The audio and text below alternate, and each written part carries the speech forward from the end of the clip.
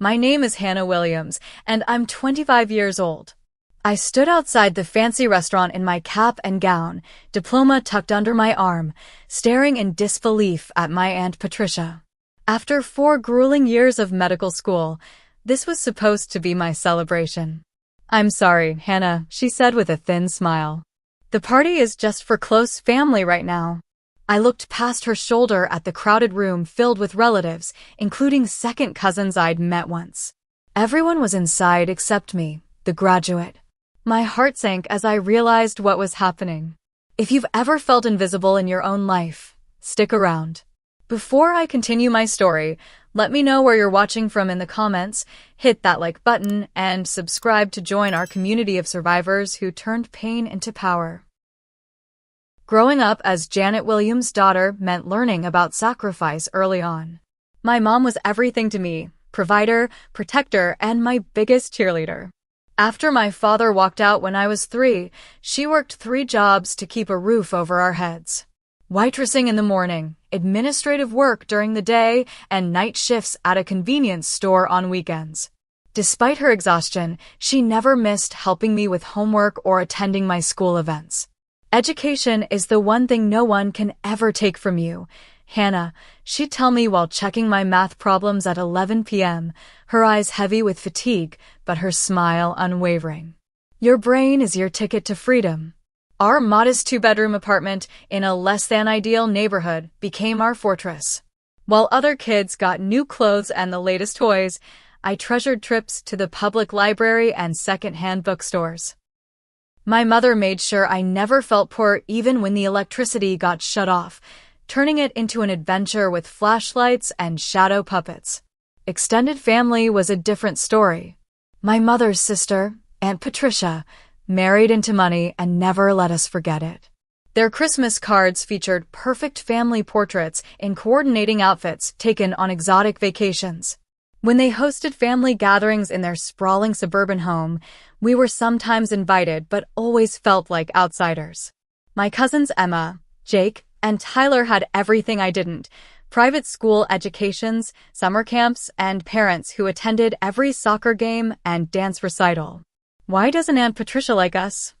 I asked my mom once, after a particularly uncomfortable Thanksgiving dinner where my aunt had commented on my thrift store dress. Mom just squeezed my hand. "Some people measure worth by what you have, not who you are. That's their loss." Despite the strained family dynamics, I excelled in school. Education became my refuge, a place where effort equaled results. By high school, I was taking all AP classes while working part-time at a local pharmacy. The pharmacist there, Dr. Santiago, became a mentor who first planted the seed of medical school in my mind.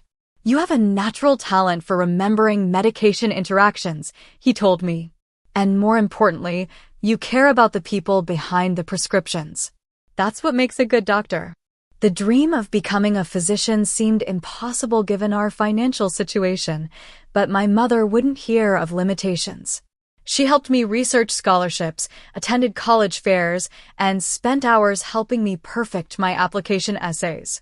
When acceptance letters arrived from several universities, including an offer with a partial scholarship from State University, we danced around our tiny kitchen. "You're going to be Dr. Williams someday," Mom said, tears in her eyes. I always knew it.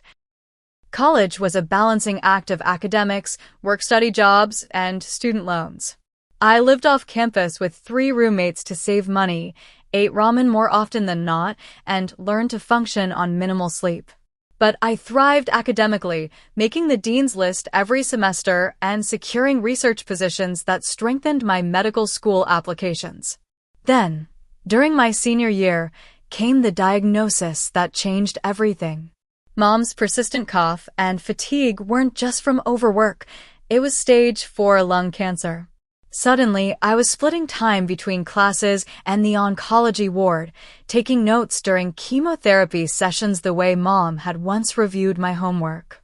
"Don't you dare pause your applications," she insisted from her hospital bed. "My daughter is going to be a doctor." I was accepted to medical school with a scholarship, but Mom's condition deteriorated rapidly. 6 months after her diagnosis, I held her hand as she took her final breath. The woman who had given everything to ensure my success wouldn't see me achieve it. Grief nearly derailed me. I considered deferring my admission, but my mother's voice in my head wouldn't allow it. Instead, I channeled my pain into purpose, approaching medical school with a determination bordering on obsession. My mother's insurance policy covered her funeral and left just enough for me to put a small down payment on a studio apartment near campus. The next 4 years were a blur of anatomy labs, clinical rotations, board exams, and barely suppressed grief. My extended family largely disappeared from my life after Mom's funeral. Aunt Patricia sent a generic sympathy card with a $50 check that bounced when I tried to deposit it. My cousins occasionally texted on holidays, but our connection had atrophied. I made a few close friends in my program, particularly my study partner Megan, who became the sister I never had. But mostly, I poured myself into becoming the doctor my mother had envisioned. In my final year, I was awarded the Preston Memorial Scholarship for Emerging Physicians dedicated to underserved communities, which covered my remaining tuition and provided a stipend.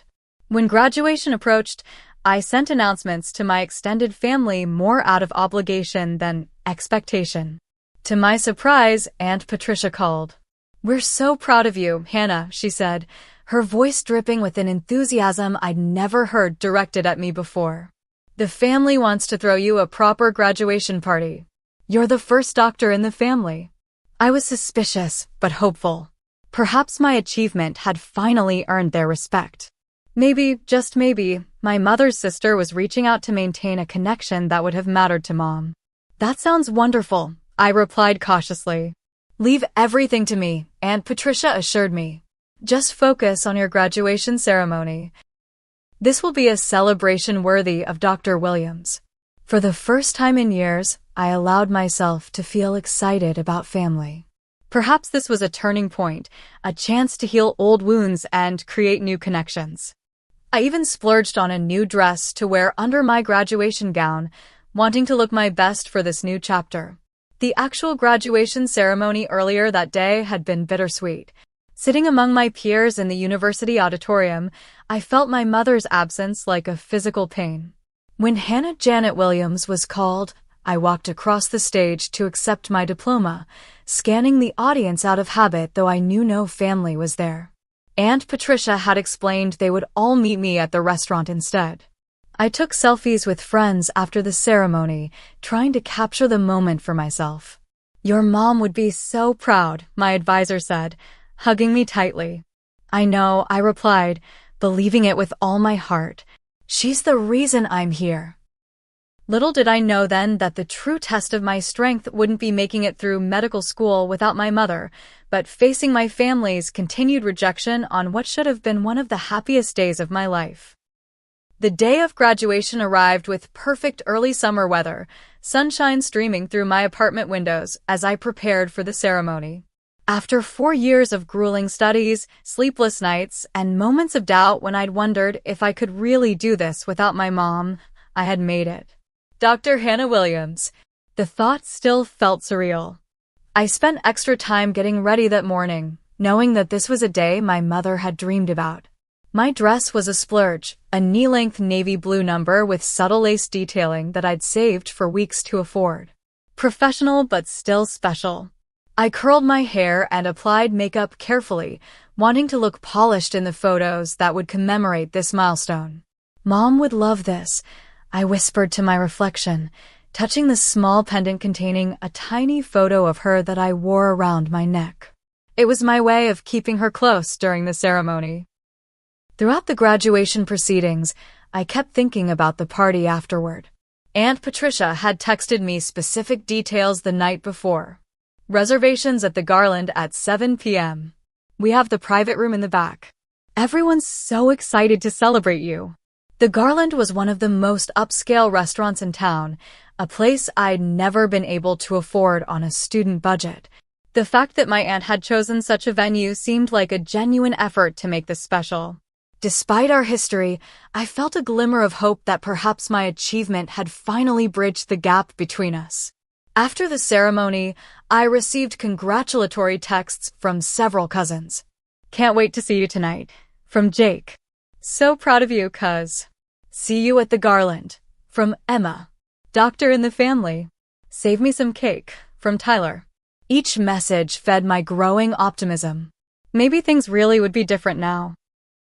I stopped at home briefly to freshen up, keeping my graduation gown and cap for the party since several relatives had mentioned wanting photos. The drive to the garland took 15 minutes, and I rehearsed gracious responses to congratulations in my head. The restaurant was even more impressive than I'd imagined. A converted historic mansion with a grand entrance, valet parking, and elegant landscaping. I spotted several family members' cars in the parking lot and felt a flutter of excitement.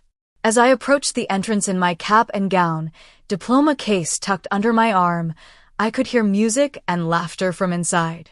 The hostess smiled at me. "Welcome to the garland. Do you have a reservation?" "I'm here for the Williams party," I explained. "I believe they have the private room." Her expression brightened with recognition. "Oh yes, they're all set up in the back. It looks wonderful. Let me get someone to show you." "Hannah, there you are." I turned to see Aunt Patricia approaching from the direction of the private room. She was impeccably dressed, as always, in an expensive-looking silk pantsuit, her salon-perfect hair not moving an inch as she walked. Something about her expression made my stomach tighten instinctively. "I'll take it from here," she told the hostess before turning to me with a smile that didn't reach her eyes. "Hannah, dear, you look nice." The slight pause before nice wasn't lost on me, but I pushed aside the familiar feeling of being judged. "Thank you for organizing this, Aunt Patricia. The restaurant is beautiful." She glanced around as though making sure no one could overhear us. "About that, we're just getting everything situated inside. Would you mind waiting out here for a few minutes?" "Just until we're ready." I blinked in confusion. "Ready?" But I thought, "It's just for close family right now," she said firmly, smoothing an invisible wrinkle from her sleeve. "We have some things to discuss before the actual celebration." "Close family," I repeated, the words not making sense. "But I am family. And isn't this party supposed to be for me?" Aunt Patricia's expression tightened. "Of course it is, Hannah. Don't be dramatic. We just need a few minutes to finalize some things. You understand." As we stood in the entryway, I could see past her into the private room. Through the partially open door, I glimpsed tables beautifully decorated with flowers and balloons. A banner reading, "Congratulations, Dr. Williams," hung on the far wall. And the room was full of people, not just immediate family, but distant relatives I barely recognized and family friends I hadn't seen in years. Everyone was inside except me. A couple entered the restaurant behind me, glancing curiously at my cap and gown as they passed. The woman smiled. "Congratulations on your graduation." "Thank you," I managed, my voice sounding far away even to my own ears. Aunt Patricia looked annoyed by the interruption. "Just wait here. Someone will come get you when we're ready." She turned and walked back toward the private room without waiting for my response. Through the door, I caught a glimpse of my cousins, uncle, and at least 20 other people, all chatting and holding champagne flutes. No one appeared to be getting things ready. They were already in full celebration mode. I stood frozen in the entryway, clutching my diploma case so tightly my knuckles turned white. The reality of the situation slowly sank in.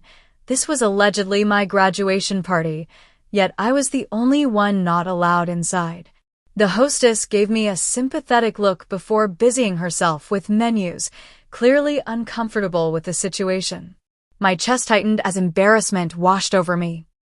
Memories from childhood flooded back, being seated at the kids' table long after my cousins had graduated to eating with the adults, receiving obviously regifted presents at Christmas, while my cousins unwrapped the latest gaming systems, being introduced as Janet's daughter rather than by my name. I had thought earning my medical degree would finally make me worthy in their eyes. Standing in my cap and gown, diploma in hand, I realized nothing had changed. I was still the outsider, still not quite good enough to be part of the close family. The same feeling of inadequacy that had haunted me throughout childhood crept up my spine. Was there something fundamentally unlovable about me? Something that made me less deserving of inclusion than my cousins? Logically, I knew this was their issue, not mine. But logic does little to soothe the pain of rejection, especially from people who are supposed to love you unconditionally. I found myself backing toward the door, nearly bumping into another arriving guest. My hands trembled and my face burned with humiliation. Part of me wanted to push past Aunt Patricia, march into that room, and demand the recognition I'd earned. But another part, the little girl who had learned early to expect disappointment from everyone except her mother, just wanted to disappear. "Is everything okay, miss?" the hostess asked, concern evident in her voice. I couldn't answer. My throat had closed up, and I felt dangerously close to tears. The celebration sounds from the private room seemed to grow louder, mocking me. Someone inside laughed, a carefree sound that pierced me like a physical pain. For a moment, I stood suspended between fight and flight, uncertain which instinct would win. Then my phone buzzed in my pocket, a text from Megan. "How's the family party going? Sending you strength." Megan, who had seen me through panic attacks before exams and who had held me when I cried on the anniversaries of my mother's death. Megan, who was more family to me than anyone in that private room. That text was the lifeline I needed to pull myself back from the edge of public breakdown. I took a deep breath, straightened my shoulders, and made a decision. I would not beg for a place at my own celebration. 20 minutes passed as I stood awkwardly in the restaurant's lobby area. Each minute stretched painfully, marked by curious glances from arriving diners and the increasingly sympathetic looks from the hostess, who had offered me water twice. I kept checking my phone, half hoping for a text saying I could come in, half considering calling an Uber to escape this humiliation. "Are you waiting for your party, honey?" an elderly woman asked as she and her husband were leaving. "Do you need help finding them?" I forced a smile. "No, thank you. They know I'm here." That was the worst part. They knew exactly where I was. Just outside the door, excluded from my own graduation celebration. I texted Megan, "You won't believe this." Standing outside my own party. Aunt Patricia said it's just for close family right now. Her response was immediate. "WTF? That's your party. Want me to come down there?" "Not yet.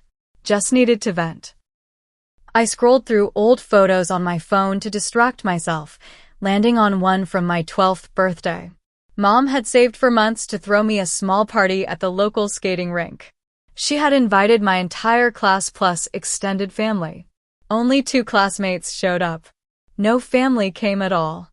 Later, we learned Aunt Patricia had hosted a pool party for Emma that same day, despite Mom specifically mentioning my birthday when the summer plans were being discussed at a family dinner. When confronted, Aunt Patricia had simply said, "Well, Emma's friends were already counting on this date." I'm sure Hannah understands. I hadn't understood. Not really. Mom had tried to make it special anyway, skating with me and my 2 friends, buying an ice cream cake and taking silly photo booth pictures that I still treasured. But I remembered crying that night, asking Mom what was wrong with me that made my own family not want to celebrate me. Another memory surfaced, my high school graduation. Mom had been so proud, cheering loudly when my name was called as I graduated second in my class. We had planned a small celebration dinner afterward, inviting Aunt Patricia's family and a few other relatives. Only Uncle Robert had shown up, bringing a card signed by everyone else claiming various last-minute conflicts.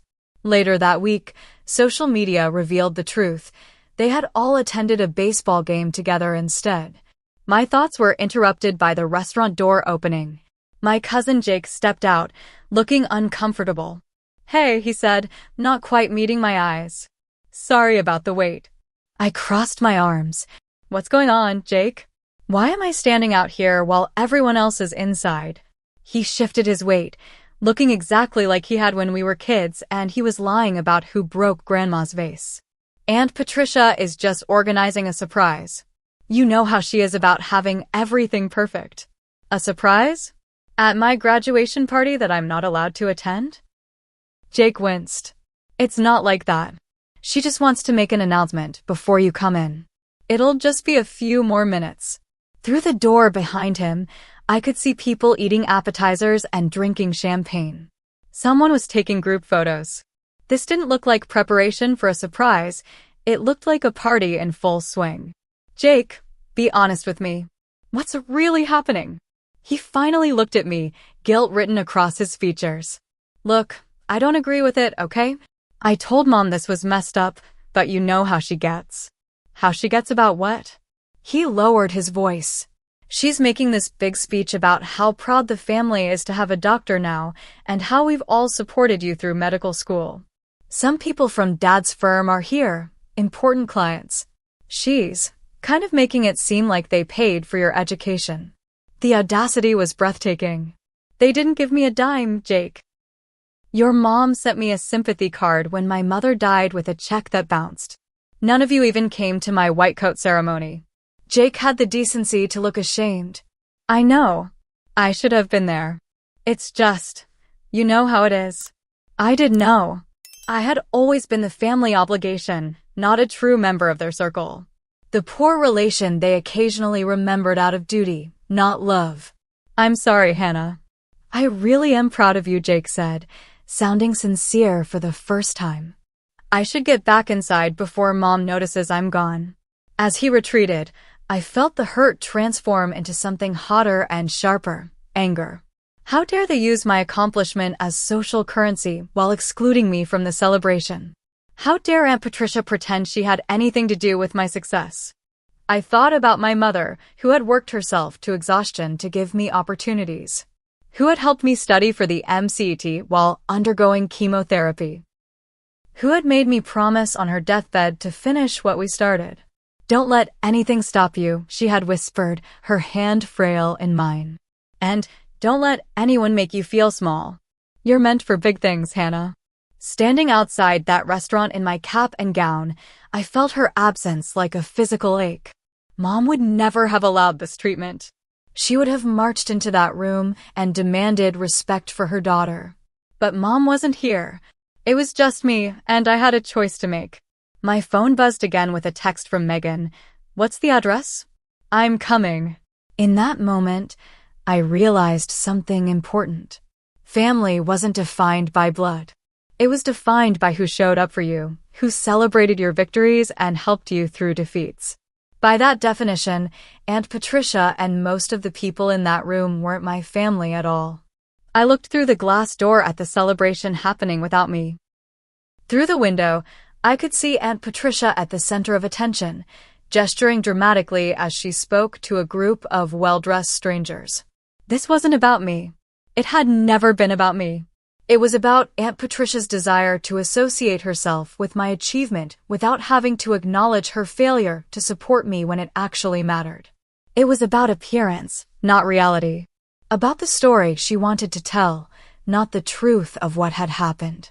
The realization didn't lessen the hurt, but it clarified something for me. I was done waiting for approval from people who had no intention of ever truly giving it. I was done making myself small to fit into spaces where I wasn't genuinely wanted. I was my mother's daughter, and it was time I stood up for myself the way she always had for me. After nearly 40 minutes of standing in the lobby, I had become part of the restaurant's decor. The hostess had stopped asking if I needed anything, and new arrivals no longer gave me curious glances. I was just the woman in graduation regalia, eternally waiting. Through the partially open door to the private room, I could see the celebration continuing without me. A waiter passed by carrying a tray of elegant desserts, little chocolate things topped with what looked like edible gold. Mom would have found that ridiculous. Food you wear, not eat, she would have joked.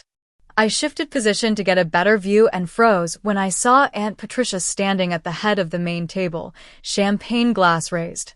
The room quieted as she began to speak, her voice carrying clearly to where I stood. As I was saying, Our family has always valued education above all else, she proclaimed. When my dear sister Janet passed, Robert and I promised we would ensure Hannah completed her journey to becoming a doctor. It wasn't easy, but family takes care of family. The blatant lie knocked the air from my lungs. Not only had they provided no support, but Aunt Patricia had actively discouraged me from wasting money on more school after Mom died, suggesting I should get a real job instead of pursuing medicine. And now, she continued, we're so proud to celebrate Dr. Hannah Williams, the first physician in our family. Though she's running fashionably late today, light laughter rippled through the room. We couldn't be prouder of her accomplishment and our part in it. I must have made some sound because the hostess glanced over with concern. Inside the room, someone had placed a large portrait of me in my white coat on an easel. It was my official medical school photo, which I had included in the graduation announcements I'd sent out. Next to it was a smaller framed photo of my mother, the same one I kept on my nightstand. The sight of Mom's image being used in this charade was the final straw. As I watched, a waiter approached my aunt and whispered something. Her eyes darted toward the door, toward me, and her expression tightened. She nodded and continued her speech as if nothing had happened. Moments later, the waiter slipped out to the lobby and approached me cautiously. "Excuse me, Miss Williams? I believe you're the guest of honor." I nodded beyond words. "Your aunt asked me to check if you were still waiting." He seemed uncomfortable. "She said to tell you they're almost ready for you." Almost ready. After 45 minutes. At my own graduation party. "How many people are in there?" I asked. He glanced back at the room. "About 50, I think." It's quite a turnout. 50 people celebrating an achievement they had nothing to do with, while the actual graduate stood outside like an unwanted delivery. I thought about my options. I could continue waiting, eventually be allowed in, and pretend none of this had happened. I could make a scene, barge in and call out Aunt Patricia's lies. I could leave quietly and let them continue their farce without me. What would serve my dignity best? What would honor my mother's memory and the values she had instilled in me? Mom had always emphasized taking the high road, but she had also taught me that self-respect was non-negotiable. Never beg for a seat at a table where you're not valued, she had told me once. Build your own table instead. As I stood there deliberating, I saw through the door as a waiter brought out a large cake decorated with "Congratulations, Dr. Williams" in elegant script. Aunt Patricia was positioning herself next to it, clearly planning to be in all the photos. My cousin Emma was adjusting the "Congratulations Graduate" banner, making sure it would be visible in pictures. They were creating a narrative that erased my struggle, my mother's sacrifice, and their own absence during the hardest years of my life. They were rewriting history to cast themselves as the supportive, generous family they had never actually been. The realization hit me with stunning clarity. Nothing I could say or do would change who they fundamentally were. No achievement of mine would ever be enough to make them truly accept me. I could become Surgeon General and Aunt Patricia would still find a way to make me wait outside my own celebration while she took credit for my success. I looked down at my graduation gown, the academic regalia I had worked so hard to earn the right to wear. The blue and gold colors of my university, the honor cords signifying graduating with distinction. This was mine, my accomplishment, my moment. And I refused to let it be hijacked by people who didn't deserve to share in it. With sudden resolve, I began unfastening the gown. I slipped it off, followed by the cap, and carefully folded them over my arm along with my diploma case. The hostess watched curiously as I squared my shoulders and took a deep breath. I walked to the door of the private room and pushed it open just enough to catch Aunt Patricia's eye. The conversation nearest the door faltered as people noticed me standing there. My aunt's smile flickered for just a moment before she recovered. There she is," she exclaimed, though not quite loud enough to interrupt the conversations happening farther back in the room. "We're almost ready for your grand entrance, dear." I met her gaze steadily. "No need," and Patricia. I can see you're all having a wonderful time celebrating something, but since this is clearly not actually about me, I'll leave you to it." Her smile hardened. "Don't be ridiculous, Hannah. Of course this is about you. We're all here to celebrate you." "Really?" "Because I've been standing outside for nearly an hour while you told everyone how you supported me through medical school. Which is interesting, since I haven't seen you since Mom's funeral 4 years ago." A few nearby conversations stopped as people tuned into our exchange. Aunt Patricia's eyes darted around nervously. "This isn't the time or place for dramatics," she hissed. "We can discuss any misunderstandings later." I shook my head. "There's no misunderstanding. You wanted the social capital of having a doctor in the family without having to actually support me becoming one. You wanted the party without the person." Message received, loud and clear. I held up my folded gown and cap. "I'll take these and my actual achievements elsewhere. Guess I'll celebrate with people who were actually there for me during the journey." The shocked silence that followed was deeply satisfying. For once, Aunt Patricia seemed at a loss for words. My cousin Jake half rose from his seat, looking conflicted, while Emma and Tyler stared open-mouthed. "Hannah, wait," Uncle Robert started, but I was already turning away. As I walked out of the restaurant, I felt a curious mixture of emotions, hurt and anger, yes, but also a surprising lightness. For the first time in my life, I had stood up to the family dynamics that had made me feel inadequate for as long as I could remember. I had refused to accept scraps of attention when I deserved a full place at the table. Outside in the warm evening air, I took a deep breath and texted Megan, "I'm leaving. Can I come over?" Her response was immediate, "Already setting up. Bring ice." I smiled through the tears that had finally escaped. My chosen family might be smaller, but it was real. And that was worth celebrating. I made it exactly 3 blocks from the Garland before pulling into a gas station parking lot, unable to see through my tears. The full weight of what had just happened crashed over me like a wave. I sat behind the wheel, clutching my carefully folded graduation gown, and sobbed, deep, body-shaking sobs that came from a place of accumulated grief. I cried for my mother who should have been there, for the family support I had never received, and for the little girl inside me who still craved validation from people who would never give it. When the initial storm passed, I called Megan, my voice still thick with emotion. "They're throwing a party for me that I'm not allowed to attend," I explained, the absurdity of it hitting me anew. "Aunt Patricia is literally taking credit for putting me through medical school. Those absolute trash humans," Megan fumed. "I knew your aunt was bad, but this is another level." I wiped my eyes, smudging my carefully applied makeup. "I don't know why I'm even surprised. This is just more of the same, isn't it? They've always treated me like this. Which is why you're better off without them. Come over now." I've already texted the group. "What group?"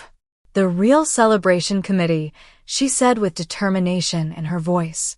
"Just get ice and your butt over here." By the time I arrived at Megan's apartment 20 minutes later, my phone was buzzing constantly with notifications. Multiple text messages from Jake. "That was messed up. I'm sorry. Mom is trying to spin it like you had a meltdown. Are you okay? Where are you?"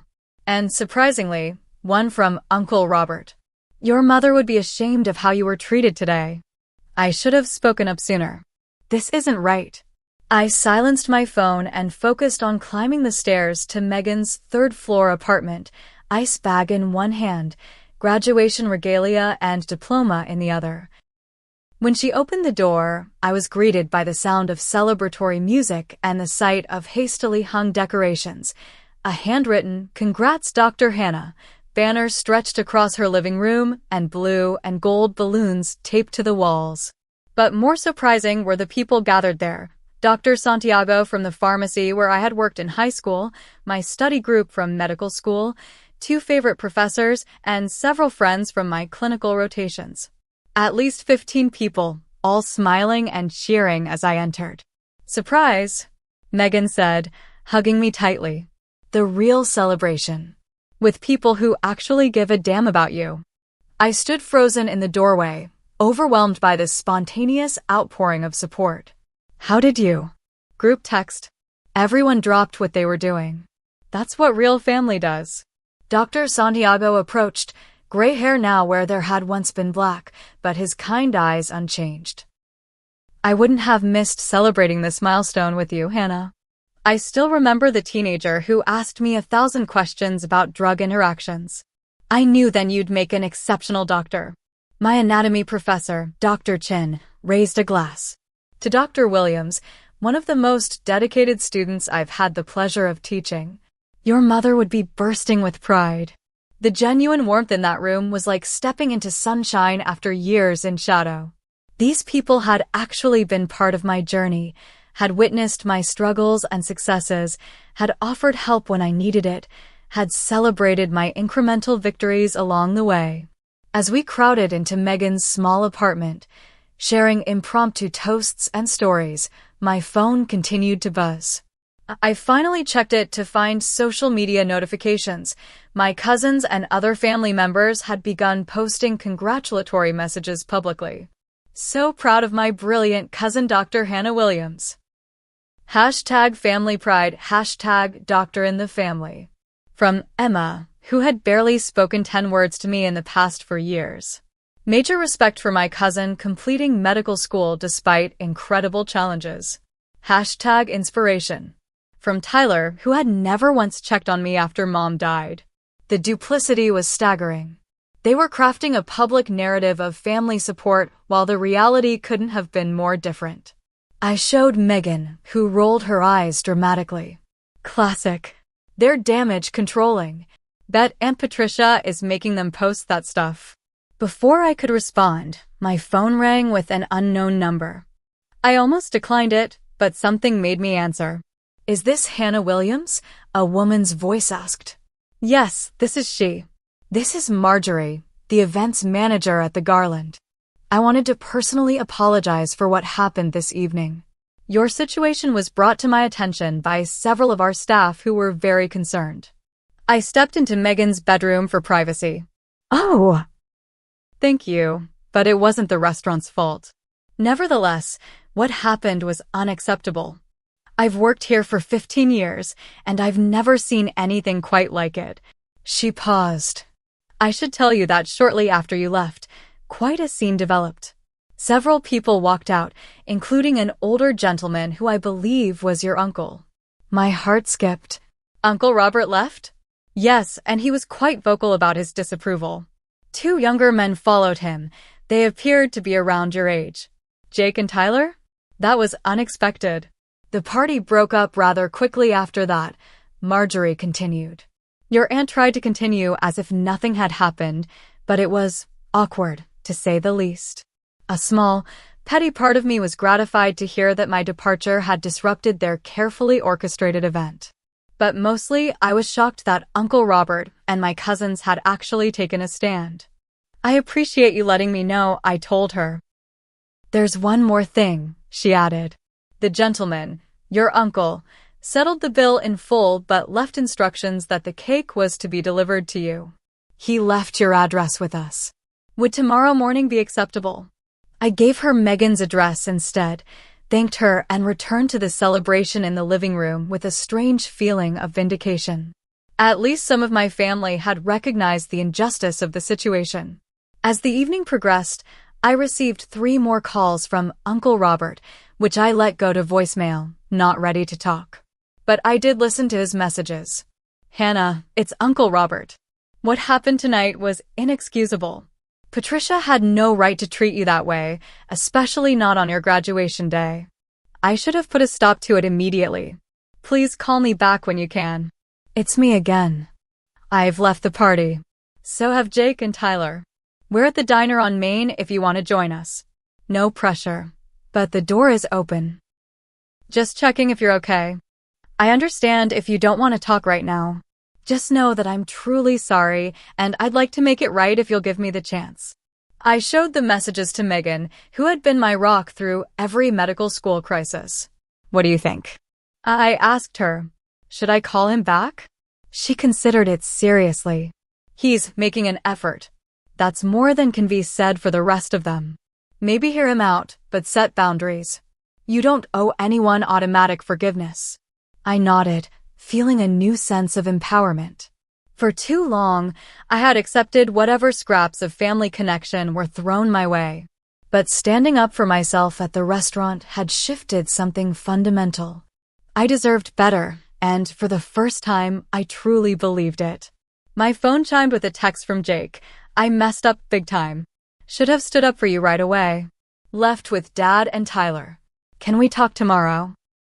The celebration around me continued, genuine, warm, and supportive. These people had shown up for me when it counted. They were celebrating my achievement, not using it for their own social capital. This was what family was supposed to feel like. Dr. Santiago raised his glass again. I propose another toast, not just to Hannah's achievement, but to her character. Janet raised a daughter with integrity, persistence, and compassion. Those qualities will make you an exceptional physician. As everyone clinked glasses, my anatomy lab partner Marcus called out, speech from the doctor. Surrounded by people who actually cared about me, I found my voice. I couldn't have done this without all of you. Medical school is impossible to get through alone, and each of you helped me in ways you might not even realize.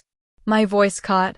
My mom used to say that family isn't just about blood, it's about who shows up. All of you showed up, not just today, but throughout this journey. I raised my glass, feeling a bittersweet mixture of grief and gratitude. To my mom, who started me on this path. And to all of you, my chosen family, who helped me finish it. As cheers erupted, I felt my phone buzz again with another text. This one from an unexpected source, Aunt Patricia. Your behavior tonight was embarrassing and childish. After all we've done for you, this is how you repay us? You've always had a flair for drama, just like your mother. I showed it to Megan, who gasped in outrage. But instead of the hurt I might have felt before, I found myself laughing. The message was so transparently manipulative, so clearly designed to make me question my own reality, that it had lost its power. What are you going to do? Megan asked. I deleted the message without responding and put my phone away. I'm going to celebrate becoming a doctor with people who are actually happy for me. The rest can wait until tomorrow. For the first time in years, I felt truly free, not of grief for my mother, which would always be part of me, but of the desperate need for approval from people who would never freely give it. I had built my own table, just as Mom had advised, and it was filled with people who genuinely cared. That night, surrounded by genuine support and celebration, I finally understood that I hadn't lost family when my mother died. I had simply needed to recognize the family I already had. The morning after graduation dawned bright and clear, both outside and within me. I woke on Megan's couch to the smell of coffee and the gentle clattering of breakfast preparation. My head ached slightly from the champagne we'd consumed during our impromptu celebration, but the emotional hangover I'd expected was surprisingly absent. In its place was a sense of clarity I hadn't experienced in years. Morning, Dr. Williams, Megan said, handing me a steaming mug. How's it feel to be both a doctor and an official family rebel? I laughed, sitting up and gratefully accepting the coffee. Surprisingly good. Though I have about 20 missed calls to deal with. My phone had indeed been lighting up since dawn. Messages from Uncle Robert, Jake, Tyler, and even Emma. Conspicuously absent was any communication from Aunt Patricia beyond her passive-aggressive text from the night before. I scrolled through them while sipping my coffee, trying to decide my next move.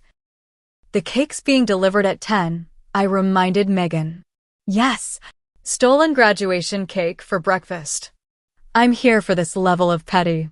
Around 9:30, while we were still in pajamas discussing whether to respond to any of the messages, an unexpected knock came at the door. Megan peeked through the peephole and turned to me with wide eyes. It's your Aunt Patricia, she whispered. And she does not look happy. My stomach dropped. I hadn't given the garland Megan's address. Only Uncle Robert had that information. He must have told his wife. You don't have to see her, Megan said firmly. I can tell her to leave. I considered this for a moment. Running away or hiding would only reinforce the dynamic that had existed all my life. Aunt Patricia as the authority figure, me as the chastened child. It was time to change that pattern. No, I'll talk to her, I decided, standing up. But here, on my terms. I quickly ran a brush through my hair and straightened my wrinkled clothes from the day before. Not ideal, but this wasn't about appearances anymore. When I opened the door, Aunt Patricia stood there in another impeccable outfit, her handbag clutched tightly against her body like armor. Her lips were pressed into a thin line, her entire posture radiating disapproval. May I come in? She asked stiffly. You can say whatever you came to say from there, I replied, surprised by the steadiness in my voice. Her eyes narrowed at this defiance. This isn't a conversation for hallways, Hannah. I raised you better than that. Actually, you didn't raise me at all. My mother did. And she taught me that respect is earned, not automatically granted based on family title. Aunt Patricia flinched almost imperceptibly. For a moment, I saw something flicker across her face. Not anger, but something more complex. Fine, she said after a pause. I came to tell you that your behavior yesterday was unacceptable. Do you have any idea how much that party cost? How many important connections were there specifically to meet you? You embarrassed the entire family. I leaned against the doorframe, considering her words. That's interesting, because from where I was standing, outside my own party, it seemed like the event was more about you than me. You were taking credit for supporting me through medical school when we both know that's not true. We are family, she insisted. Your accomplishments reflect on all of us. Family? I repeated, the word bitter on my tongue. Where was this family when Mom was dying? Where was this family when I was working 3 jobs to make rent during my first year of medical school? Where were you, Aunt Patricia, when I needed actual support, not a performative party after I'd already succeeded? She adjusted her handbag, clearly uncomfortable. Your mother chose her path. She always had to do everything her own way, even when we offered help. This blatant revision of history ignited something in me. What help? When? Mom worked herself to exhaustion providing for me because her family, your family, decided she wasn't worth supporting when she became a single mother. You all judged her, excluded her, made her feel less than. And then you did the same to me. That's not true, she protested, but her voice lacked conviction. It is true. And you know what's sad? I spent years thinking if I just achieved enough, if I just became successful enough, you would finally accept me. But standing outside that restaurant yesterday, I realized it would never be enough. The problem was never me, it was you. Aunt Patricia's carefully maintained facade cracked slightly. You don't understand. Things were complicated with your mother and me. Then help me understand, I challenged. Because from my perspective, you've treated me like an unwanted obligation my entire life. She was silent for a long moment, staring past me into the apartment. When she finally spoke, her voice was quieter. Your mother was always the smart one, the pretty one, the one everyone adored. I was the practical one, the responsible one. I did everything right, married well, maintained the family connections, upheld our social standing. Janet threw it all away for your father, who everyone knew was unreliable. I stared at her, realization dawning. You were jealous of her. I was concerned, she corrected quickly, but we both heard the lie. When he left and she struggled, I thought she would finally admit she had made a mistake. That she needed our help, my help. But she never did. She was too proud. She was too hurt, I countered. By her family's judgment. By your conditional love. Aunt Patricia looked away. When she got sick, I didn't know how bad it was. She didn't tell me until it was advanced. By then it was too late to reconcile, I finished for her. And after she died, instead of making amends by supporting her daughter, you just continued the same pattern. Something that might have been shame crossed her face. I didn't know how to bridge that gap. And then you were achieving everything on your own, just like she would have done. Megan appeared at my shoulder, a silent show of support. And Patricia glanced between us, seeming to register for the first time that I wasn't alone or defenseless. The party was supposed to be a gesture, she said finally. A recognition. It was a performance, I corrected gently. For your friends and connections, not for me. If you had wanted to genuinely celebrate me, you wouldn't have made me wait outside like an unwelcome guest. Before she could respond, the elevator dinged, and a delivery person appeared with an enormous cake box. Delivery for Dr. Williams? The timing was almost comical. Aunt Patricia stared at the cake, then back at me. Robert arranged for this? I nodded. He, Jake, and Tyler left the party after I did. They seem to understand what you still don't. That family means showing up when it matters, not just when it's convenient or socially advantageous. She absorbed this information with visible discomfort.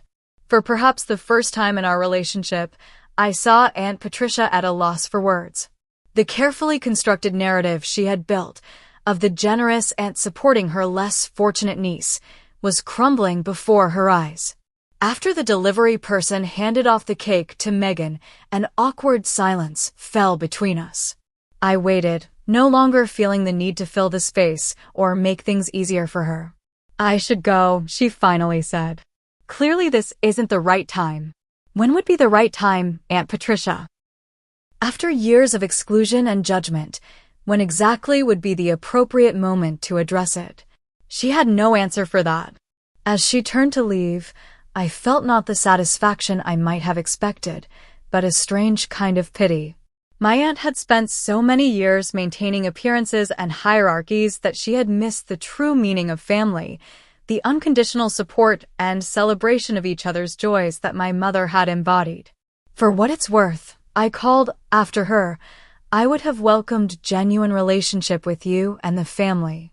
Not because of what you could give me materially, but because you were my mother's sister. That meant something to me. She paused but didn't turn around. After a moment, she continued toward the elevator, her shoulders rigid with pride or regret, perhaps both. Later that day, I finally returned Uncle Robert's calls. Our conversation was tentative at first, years of distance creating an awkwardness neither of us quite knew how to navigate. I failed you and your mother, he said bluntly after preliminary pleasantries.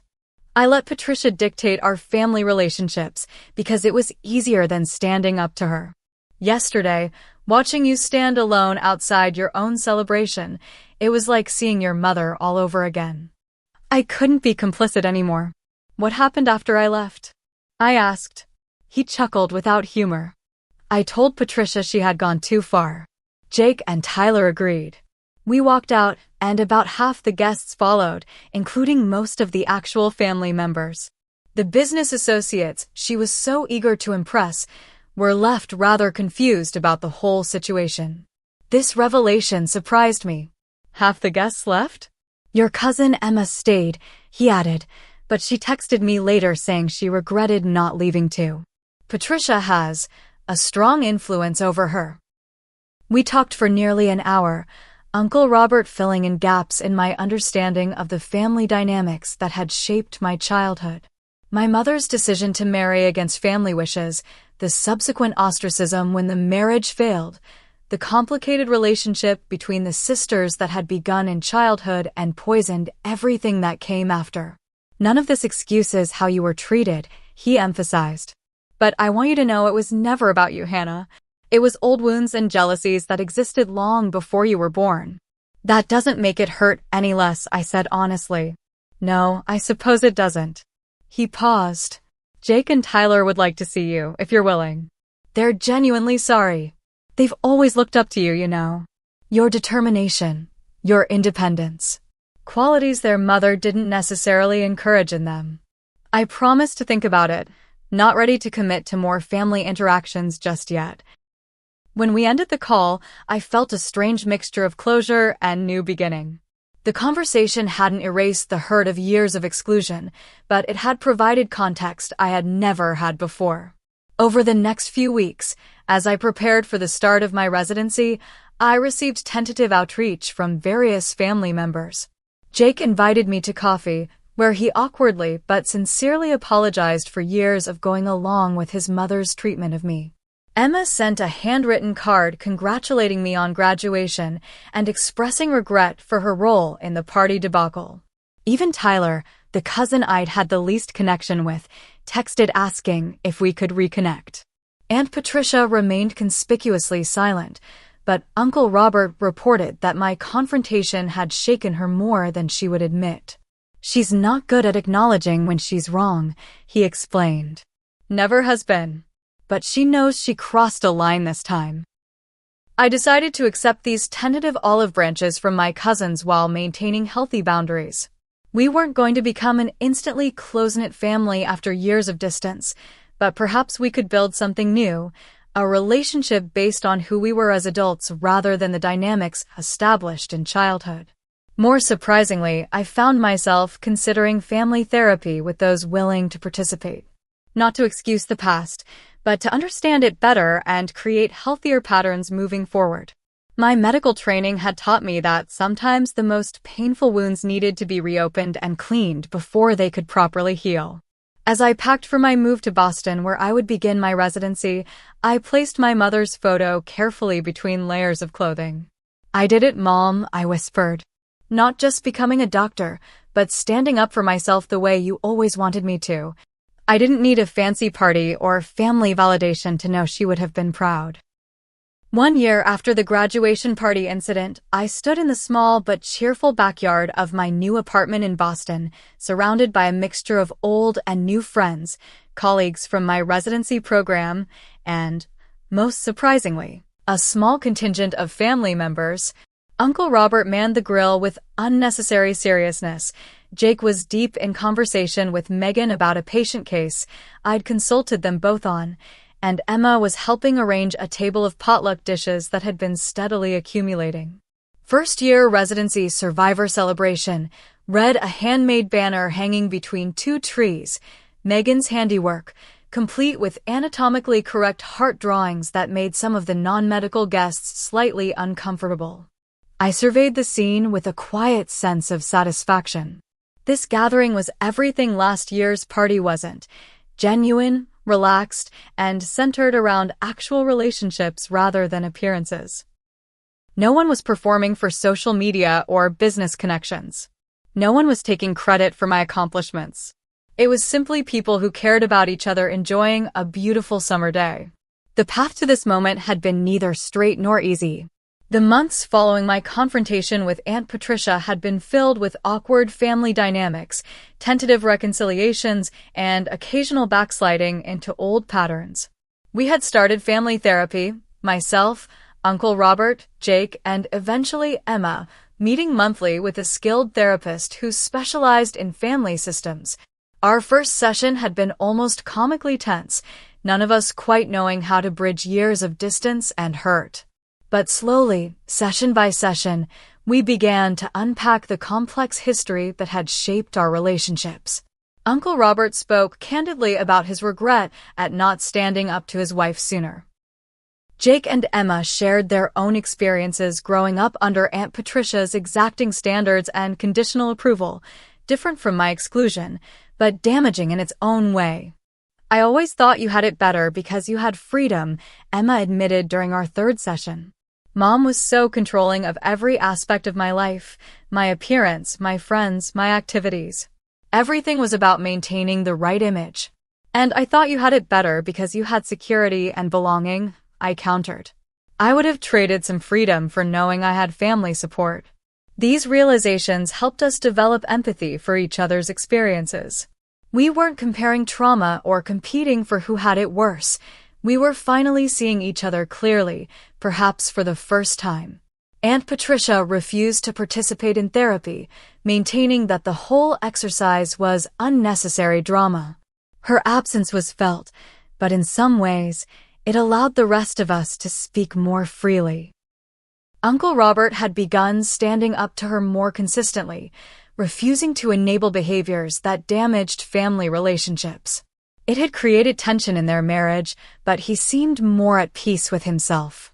"Your mother would be proud of you," he told me one day after a particularly productive therapy session. Not just for becoming a doctor, but for forcing us all to face some hard truths.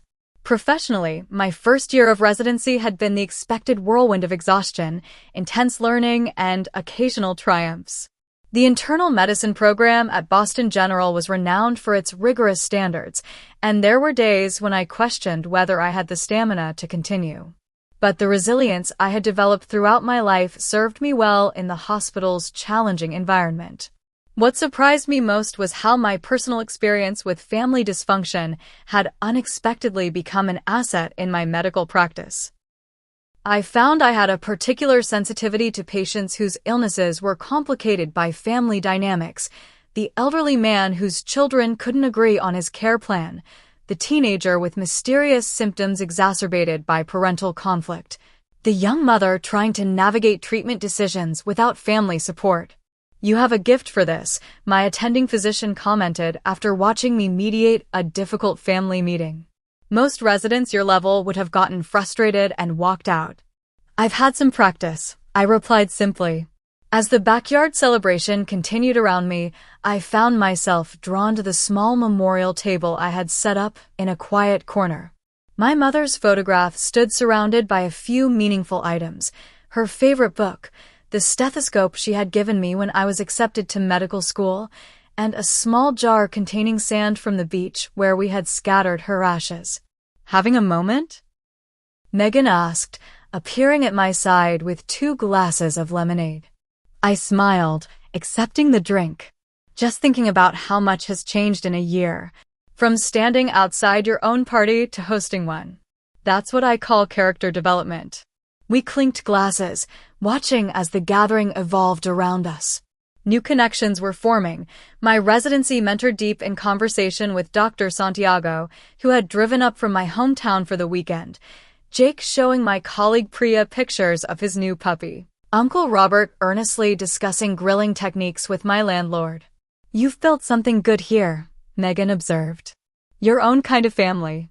The term chosen family had always felt somewhat cliché to me, but looking around, I couldn't deny its accuracy. These were the people who showed up, not because of obligation or social expectation, but because of genuine care and connection. Some were related by blood, others by shared experience, but all had earned their place in my life through consistent presence and support. And Patricia's absence was noticeable but not painful. After months of minimal contact, she had sent a brief note acknowledging that perhaps she had misjudged some situations, as close to an apology as she was likely to offer. I had responded with equal brevity, leaving the door open for future reconciliation without expecting it. Our relationship remained tentative and distant, but the toxic power she had once held over me was gone. Dr. Williams called one of my interns, waving me over to settle a good-natured debate about a recent medical journal article. As I joined the group, I caught Uncle Robert watching me with an expression that reminded me powerfully of my mother, a mixture of pride and wistfulness that made my heart contract. Later, as the evening wound down and guests began to depart, Uncle Robert helped me carry dishes into the kitchen. "Your mother loved gatherings like this," he said unexpectedly. "Nothing fancy, just good people enjoying each other's company." Patricia always thought Janet's parties were too casual, not impressive enough. But they were always the ones people actually enjoyed. I paused, hands deep in soapy water. I didn't know that about her. "There's a lot you might not know. She was a remarkable woman, your mother. Stubborn as hell, of course, a family trait you've clearly inherited." He smiled ruefully. "She would be so proud of the life you're building, Hannah. Not just the doctor part, though that too. But the way you've learned to stand up for yourself while still keeping your heart open. That's no small thing." As the last guests departed and quiet settled over the apartment, I sat alone on my small balcony, watching the city lights against the darkening sky. The journey from that humiliating moment outside the garland to this peaceful evening had taught me lessons no medical textbook could contain. I had learned that family was defined not by DNA but by consistent presence and genuine support. That standing up for yourself wasn't selfish, but necessary for authentic relationships. That healing often required confronting painful truths rather than maintaining comfortable illusions. And perhaps most importantly, that belonging was not something to be earned through achievement or pleasing others, but something to be built through mutual respect and care. My phone buzzed with a text from Megan. Best party ever. Your mom would have loved it. I smiled, feeling my mother's presence not as an absence, but as a foundation, the strong base upon which I had built everything that followed. Her love had been unconditional in a family where love typically came with strings attached. That gift had ultimately allowed me to recognize when relationships were healthy and when they were not, to set boundaries where needed, and to build connections based on genuine care rather than obligation. The hard-won wisdom of the past year settled around me like a comfortable blanket. I had learned that walking away from toxic dynamics wasn't giving up. It was the first step toward creating something better.